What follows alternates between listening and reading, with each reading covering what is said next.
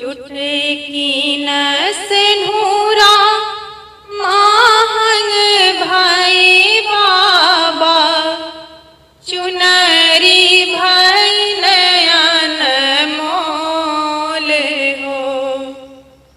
चुटकी न सिंदूरा मांग भाई बाबा, चुनरी भाई नयन मोल हो। यही रे सिंदूर वाके कारण बाबा, छूटी गई ले अम्मा जी के गोद हो। यही रे सिंदूर वाके कारण बाबा, छूटी गई ले अम्मा जी के गोद हो। अम्मा के रोवली से गंगा बही जई है, बाबू के रोवले से जमुना फपई है। अम्मा के रोवले से गंगा बही जई है, बाबू के रोवले से जमुना फपई है। भैया के रोवले घूटन भर पनिया, भूजी के अखियों नाकोर हो। यही रे सिंदूर वाके कारण बाबा, छूटी गई ले अम्मा जी के गोद हो। छूटी गई ले अम्मा जी के गोद हो। बाबा जी दिहाले है अनधान सोनावा, बाबू जे लहरा पटोर हो। अम्मा जे दिहाली है चटकी चुनरिया, बाबू जे अनधन सोन हो।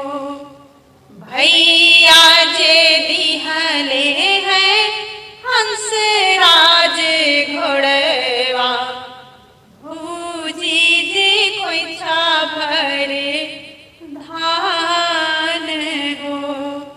यही रे सिंदूर वाके कारण बाबा, छूटी गई ले अम्मा जी के गोद हो। छूटी गई ले अम्मा जी के गोद हो। बाबा के दिहल धान 6 मास चली है, अम्मा के दिहल साड़ी शोभा बढ़ी है। अम्मा के दिहल साड़ी शोभा बढ़ी है, बाबू के दिहल धन 6 मास चली है। भैया के दिहल घोड़ा नागर घूमई है, भूजी के धन सुबह होए हो। यही रे सिंदूर वाके कारण बाबा, छूटी गई ले अम्मा जी के गोद हो। छूटी गई ले अम्मा जी के गोद हो। अम्मा जी कहे बेटी नीति उठी आयो, बाबू जी कहे छठ मास हो। अम्मा जी कहे बेटी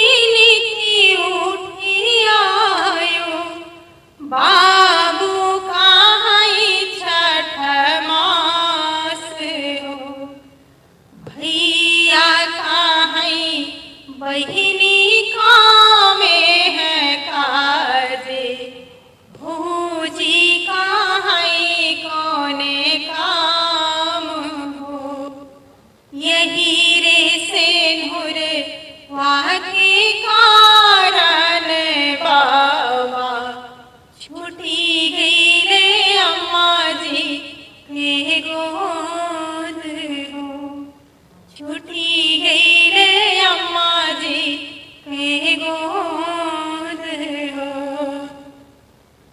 किया हम भौजी हो छिकनी रसोइया, किया हम छिकनी दुआर हो, किया हम भौजी हो छिकनी रसोइया, किया हम छिकनी दुआर हो।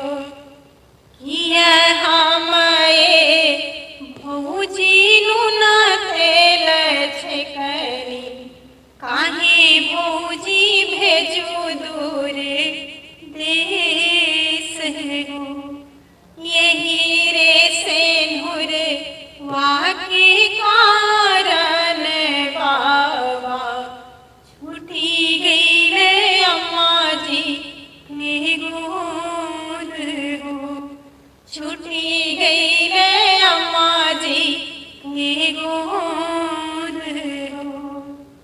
नाही मोरी ननदो छिकलू रसोइया, नाही छिकलू दुआर हो, नाही मोरी ननदी हो छिकलू रसोइया, नाही तू छिकलू दुआर हो। दुलिया के पीछे पीछे बिरनाज जई, बेटी हाई घरवा के साल हो, बेटी हाई घरवा के साल हो, बेटी हाई घरवा के साल हो। Hello friends, Radhe Radhe, Sitaram.